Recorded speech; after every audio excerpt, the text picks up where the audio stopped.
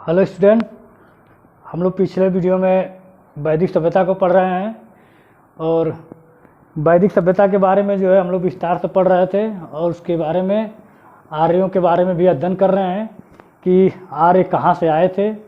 और जो भारत के इतिहासकार व अन्य विदेशी इतिहासकार हैं, सबने अपना अपना जो है मत दिया कि आर्य कहाँ से आए थे। और इससे पिछले वीडियो हमने देखा कि सिंधु घाटी सभ्यता का पतन होने के बाद सिंधु घाटी सभ्यता का जब समाप्त हो गया तो कुछ इतिहासकार जो मानते हैं कि सिंधु घाटी सभ्यता के पतन के बाद कुछ लोग बच गए होंगे, जो उन्हीं लोगों के आगे आकर जो है वैदिक सभ्यता का विस्तार किया।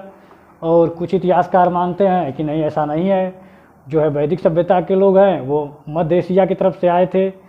और कुछ लोग इतिहासकार ये भी कहते हैं कि अफगानिस्तान से लेके कश्मीर, गंडक नदी और नर्मदा नदी के बीच के जो क्षेत्र था उन्हीं में से ये आर्य थे और ये यहीं के मूल निवासी थे। इन्हीं क्षेत्रों से इनका जो है विस्तार हुआ था। और उसके बारे में जो है अलग अलग इतिहासकारों का हम लोग अलग अलग मत देखे थे और उसमें पढ़ा था हमने। और वैदिक सभ्यता के बारे में हम लोग आर्यों के बारे में पढ़ रहे हैं कि आर्य कौन थे, आर्य कहाँ से आए थे, आर्य का क्या अर्थ होता है। इस सब पिछली वीडियो में हम जो है विस्तार से आपको पढ़ा चुके हैं। अब हम देखेंगे, अब धीरे धीरे जो है हम अभिलेखों के बारे में आज पढ़ेंगे कि हमने पढ़ा था कि उसमें जो साक्ष्य हैं, जो जानकारियों का स्रोत है, जिससे हमको पता चले कि जो आर्य थे वो एक्चुअल में आए कहाँ से थे, तो उसके बारे में जो है हमारे पास, और जो वैदिक साहित्य है उसके बारे में जो है पूरी जानकारी जो हमको कहाँ से मिली है। तो उनके द्वारा जो जानकारी के जो स्रोत थे, पुरातात्विक स्रोत और साहित्यिक स्रोत। और पुरातात्विक स्रोत में हमने आपको पिछले वीडियो में बताया था कि पुरातात्विक स्रोत में जो होता है अभिलेख होते हैं, मृदभांड होते हैं। और साहित्यिक में हमने वेद, आरण्यक, उपनिषद, इन सब चीज़ों को बताया था। तो आज जो है हम लोग पढ़ेंगे अभिलेखों के बारे में, और अभिलेखों के बारे में विस्तार से पढ़ेंगे कि कौन से ऐसे अभिलेख हैं जिन्होंने बताया था कि आर्य जो है मध्य एशिया से आए थे। क्योंकि जो सबसे प्रमाणित मत है मैक्स मूलर का, जो कहता है कि आर्य शब्द सबसे पहले मैक्स मूलर ने ही दिया था। और मैक्स मूलर का कहना है कि आर्य जो है मध्य एशिया से आए थे। तो उसको हम अब आगे बढ़ा के देखेंगे कि उसमें कि ऐसे क्या दो साक्ष्य मिले हमको जिनसे ये पता चलता है कि वाकई में आर्य जो है मध्य एशिया से आए थे। उसके बारे में हम देखेंगे। अगर तो अभिलेखों के बारे में हम पढ़ेंगे। अभिलेखों के बारे में हमें दो अभिलेख मिले हैं, बोगाज कोई अभिलेख और कस्सी अभिलेख। तो इनके बारे में थोड़ा सा विस्तार से पढ़ेंगे कि इन अभिलेखों में क्या लिखा हुआ है, क्या दिया हुआ है जानकारी। तो अब बोगाज कोई अभिलेख जो कि हमको तुर्की से मिला हुआ है और कस्सी अभिलेख ईरान से मिला हुआ है। तो बोगाज कोई अभिलेख को हम एशिया का माइनर कहते हैं, जो कि तुर्की से मिला हुआ है। और ये लगभग जो है 1400 ईसा पूर्व, यानी कि जो वैदिक का कार्यकाल चल रहा था उन समय का ही जो ये जो अभिलेख है उस समय का ही है।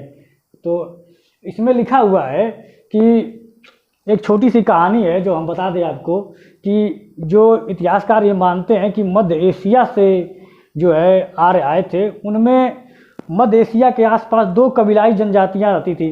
वैसे तो बहुत सारी कबीलाई जनजातियां रहती थी, लेकिन दो प्रमुख कबीलाई जनजातियां रहती थी, हित्ती और मित्तनी, दो प्रमुख जनजातियां थी।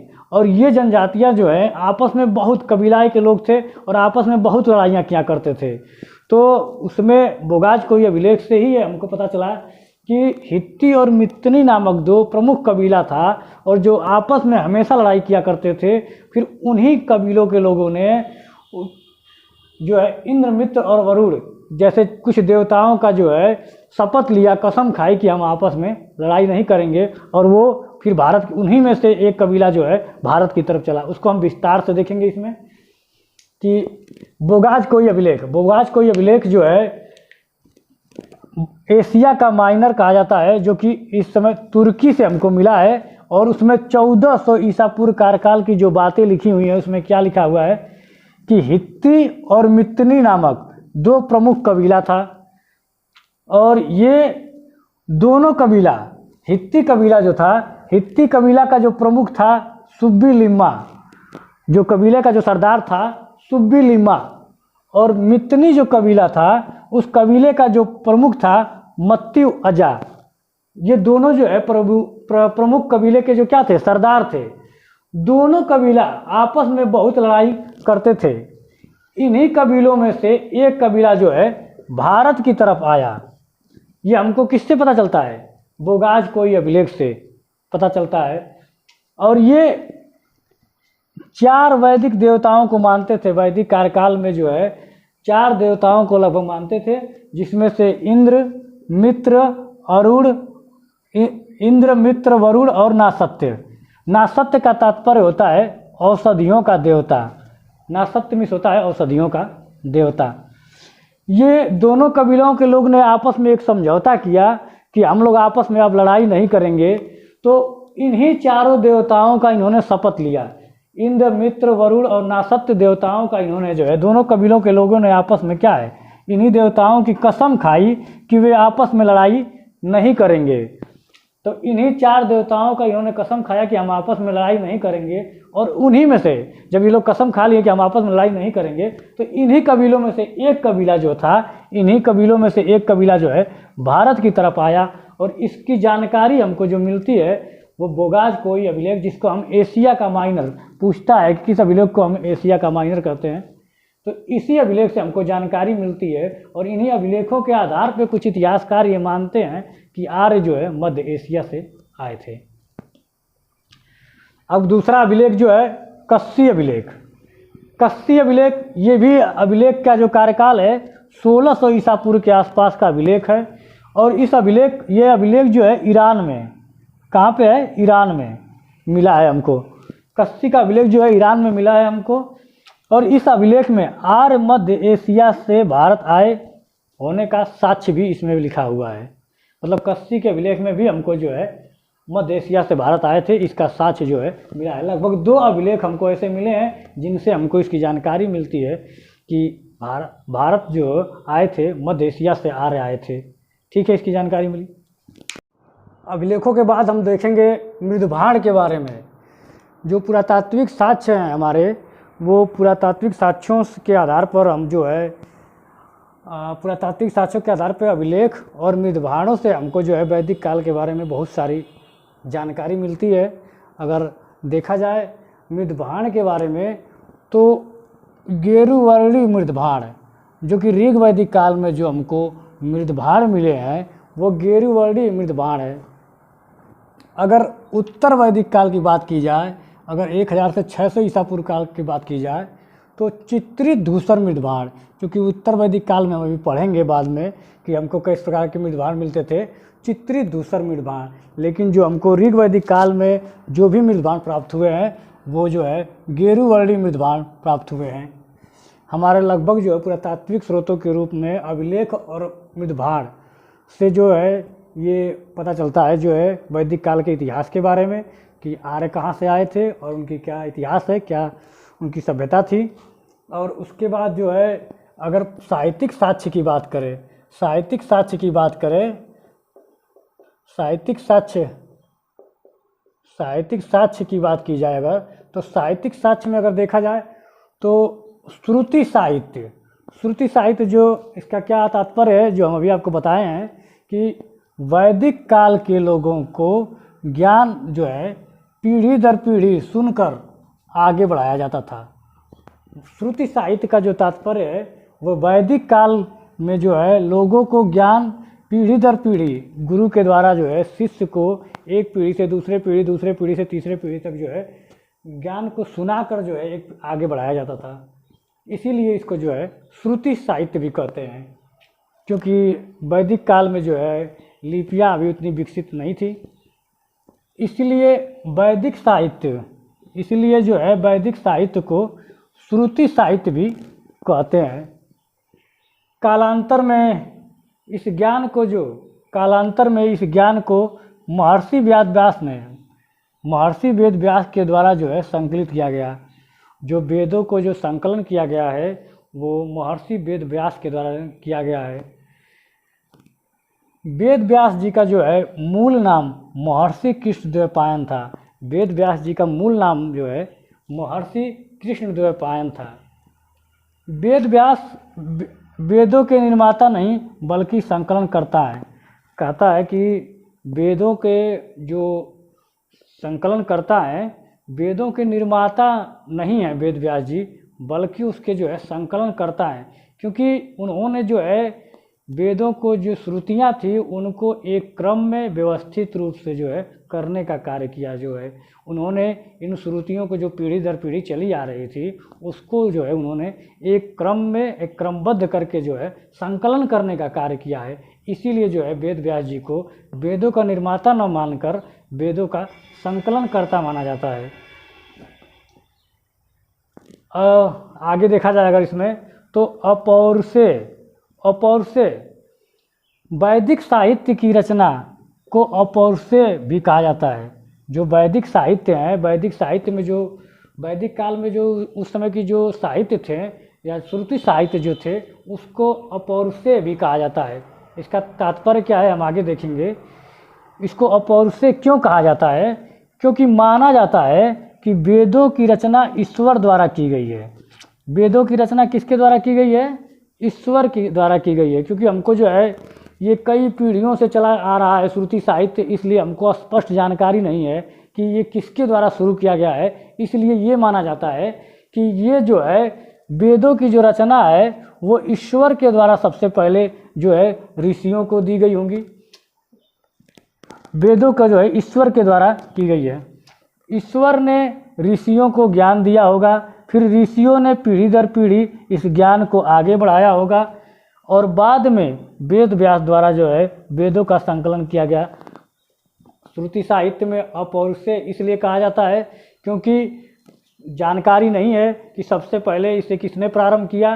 तो ये माना जाता है कि सबसे पहले जो है ईश्वर ने जो है इसको ऋषियों को ज्ञान दिया, फिर ऋषियों ने पीढ़ी दर पीढ़ी इस ज्ञान को आगे बढ़ाया और बहुत बाद में जब वेद व्यास जी आए तो उन्होंने जो है इसको जो है एक संकलन करने का कार्य किया। साहित्यिक स्रोतों में जो है वैदिक साहित्य में हम देखेंगे कि श्रुति साहित्य और अपौरुषेय के बाद अगर देखा जाए वैदिक साहित्य को, तो वैदिक साहित्य में जो है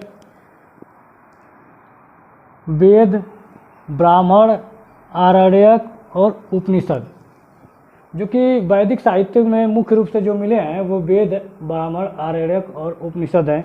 इनका जो मुख्य है, अगर वेद 4 हैं, जैसा कि हम जानते हैं कि वेद 4 हैं, इसको विस्तार से हम लोग पढ़ेंगे। ब्राह्मण क्या है पहले समझ लेते हैं कि उनके मुख्य अर्थ क्या होते हैं। ब्राह्मण का तात्पर्य वेदों का सरल भाषा में वर्णन, अर्थात जो वेद जो दिए गए हैं हमारे, उनकी भाषा जो है काफ़ी कठिन है, उसको आम जनमानस तक पहुंचाने के लिए, ताकि सभी लोग जो है उस भाषा को समझ सकें, उसको ऋषियों के द्वारा जो है उन वेदों का जो है व्याख्या किया गया, ताकि जो है उसको विस्तार से आम जनता, आम लोग भी उसके समझ सकें। तो ब्राह्मण का जो तात्पर्य है वेदों का सरल भाषा में वर्णन या व्याख्या करना, उसी को जो है ब्राह्मण कहते हैं हम। आरण्यक क्या है? आरण्यक के बारे में शिष्य के द्वारा जंगल में अपने गुरु के पास जाकर सीखे गए ज्ञान को आरण्यक कहते हैं। पहले जो शिक्षा होती थी गुरु और शिष्य के द्वारा जंगलों में जाकर शिक्षा प्राप्त की जाती थी, ज्ञान प्राप्त किया जाता था। तो जो शिष्य होते थे वो जंगल में जाकर अपने गुरु के पास बैठकर उनके द्वारा जो शिक्षा ग्रहण करते थे, जो ज्ञान प्राप्त करते थे, उसको जो है आरण्यक कहते हैं। उसके बाद उपनिषद को ही हम वेदांत भी कहते हैं। उपनिषद का तात्पर्य क्या है? गुरु और शिष्य के बीच संवाद, अर्थात गुरु और शिष्य जब मिलकर आपस में बैठकर किसी चीज़ पे चर्चा करते थे, और किन चीज़ों पे चर्चा करते थे? विशेष रूप से जीवन, आत्मा, परमात्मा, मोक्ष, मृत्यु, मतलब दार्शनिक बातें, जैसे कि ज्ञान, मृत्यु क्या है, जन्म क्या है, मरण क्या है, आत्मा क्या है, परमात्मा क्या है। इन चीज़ों पे गुरु और शिष्य जब बैठकर आपस में संवाद करते थे तो वो एक उपनिषद बन जाता था। तो इस तरह पहले इसके हम अर्थ को समझ लिए कि वेद, ब्राह्मण किसे कहते हैं, आरण्यक किसे कहते हैं और उपनिषद किसे कहते हैं। उसके बाद विस्तार से अब हम वेदों के बारे में अध्ययन करेंगे।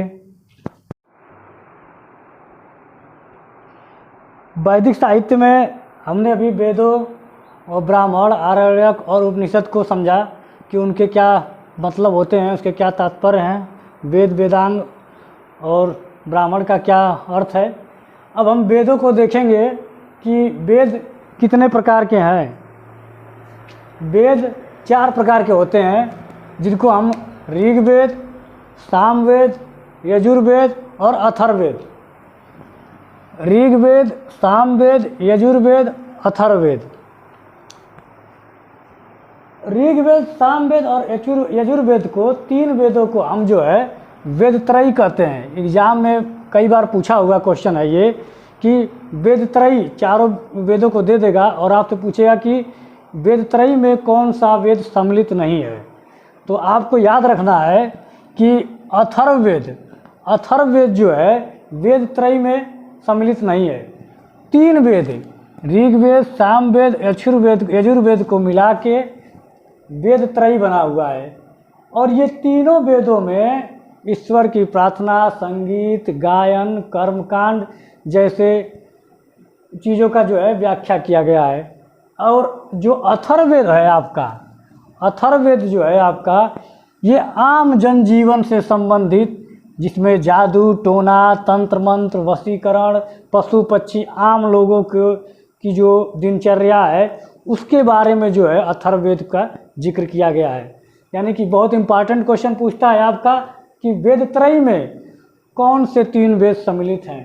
तो ऋग्वेद, सामवेद, यजुर्वेद। और वो जो है आपका ईश्वर की प्रार्थना, कर्मकांड, पूजा पाठ, संगीत, गायन, इन सब चीज़ों को जो है इन तीनों वेदों में जिक्र किया गया है। और अथर्ववेद जब आपसे कभी पूछेगा कि आम लोगों का जो है जनजीवन पे आधारित कौन सा वेद है, तो हमको याद रखना है अथर्ववेद। और उसमें जादू टोना, मंत्र, वशीकरण, पशु पक्षी, आम चीज़ों का जिक्र किया गया है। वेदों को थोड़ा सा हम विस्तार से समझेंगे और देखा जाए कि वेदों की भाषा क्या है। वेदों की जो भाषा है वो संस्कृत भाषा है। वेदों की लिपि क्या है? वेदों की ब्राह्मी लिपि है। और वेदों के संकलनकर्ता, जैसा कि हम पिछले वीडियो में बता चुके हैं आपको कि जो हमारे वेद थे उनको जो है एक पीढ़ी से दूसरी पीढ़ी में सुन के या सुना के जो है अपने गुरु शिष्यों को सुनाते जाते थे और इसीलिए उनको जो है श्रुति साहित्य कहते थे। लेकिन बाद में कृष्णद्वैपायन, जिनका दूसरा नाम जिनको हम आज वेद व्यास जी के नाम से जानते हैं, इन्होंने क्या किया कि जो श्रुति साहित्य थे उन सभी को जो है संकलन करके जो है एक अलग सा रूप दिया, लिखित रूप दिया। जो है वेदों को हम कई नाम से जानते हैं, वेदों को जो है अन्य नाम से भी जानते हैं, जैसे कि श्रुति साहित्य, नित्य, अपौरुषेय। अपौरुषेय हम आपको बताए हैं जैसे कि किसी ईश्वर ने लिखा हो, जैसे बताया गया था आपको पिछली वीडियो में कि अपौरुषेय ईश्वर ने जो है ऋषियों को सुनाया, फिर ऋषियों ने एक पीढ़ी से दूसरे पीढ़ी में ऋषियों को सुनाया। इसी तरह जो है ये पीढ़ी दर पीढ़ी चलता रहा और इसी को संहिता कहते हैं। संकलन के कारण जो है इसको संहिता कहते हैं। तो वेद का जो है इंट्रोडक्शन है। अब इसको जो है विस्तार से हम लोग जो है वेद के बारे में पढ़ेंगे और उसमें अब पढ़ेंगे हम लोग ऋग्वेद के बारे में विस्तार से कि ऋग्वेद में कितने मंडल होते हैं, क्या क्या उनके कार्य हैं, उनके बारे में जितना जिक्र किया गया है। ये केवल जो है आपका वेदों से संबंधित केवल एक इंट्रोडक्शन था। अब हम जो है इसको पढ़ेंगे ऋग्वेद के बारे में।